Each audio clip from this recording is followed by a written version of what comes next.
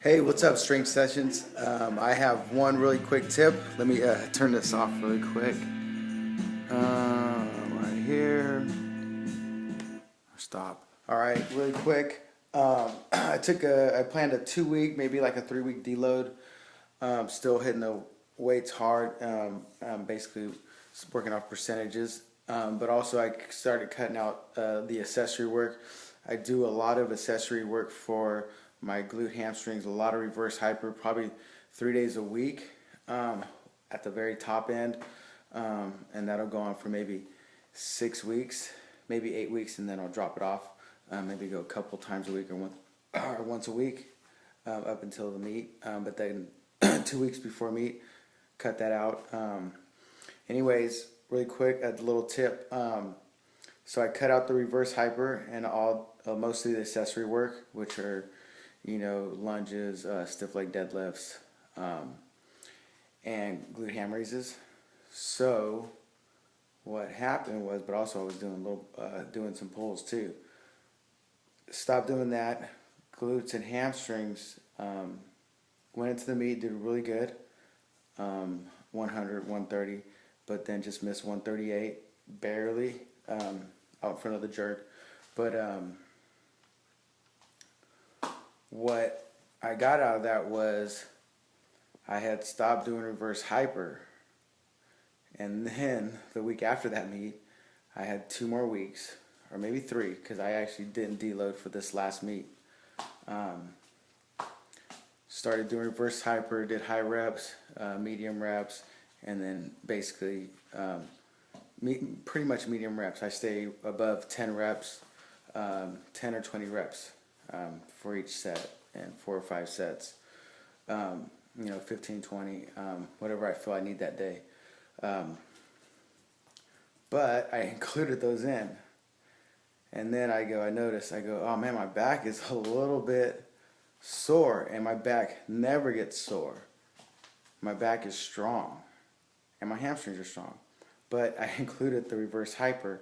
So basically I fatigued my glutes and hamstrings, so my back had to work a lot more for the last 2 weeks of training. So, which is a good tip. So now I'll just make sure that I will include keep including my glute ham work. Even if I deload, I'll probably just get at least one day of where I do work the glutes and hamstrings to keep those working, so that my back is fresh and they don't get too I want to just say underworked.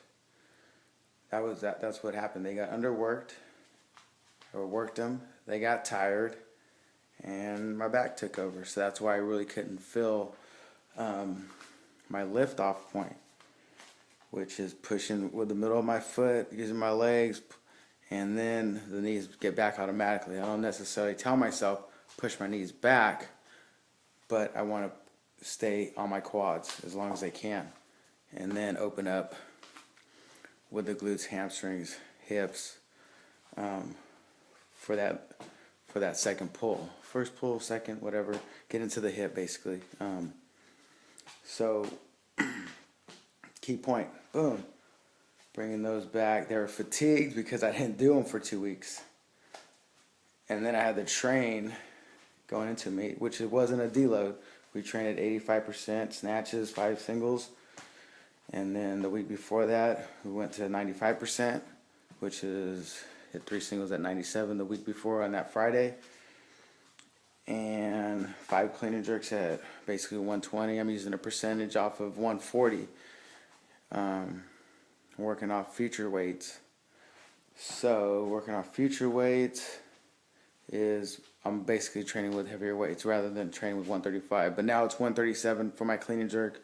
Got that yesterday, but I've already cleaned 140 and I've jerked 140. I tripled 140 off the blocks before, so I've done it. So next meet, 140, 105, somewhere around there. But the ultimate goal, the next goal, is basically train with heavier weights in the clean and jerk, and see how my body starts to react.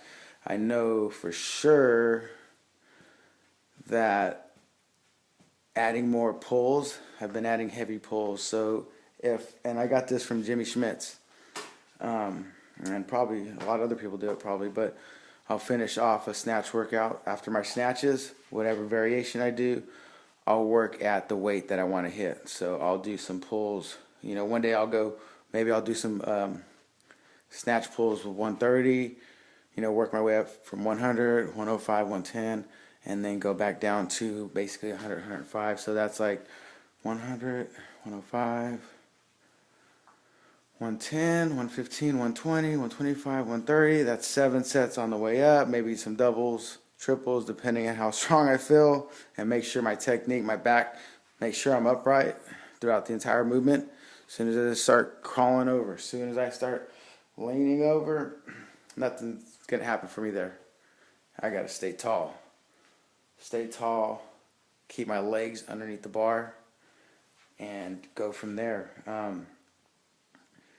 So basically I'll work up to 130, then work back down, and then depending on if a meet's coming up, I will just cut it down, just boom, maybe touch on 120, boom, so a couple triples, make sure the bar is straight, make sure that I'm coming up using my legs, and then that the bar does not ever pull me forward, even though it feels like I'm going forward. I make sure I'm upright throughout the entire lift, because the weight's ultimately going to dictate how far you're over the bar, if the bar is straight.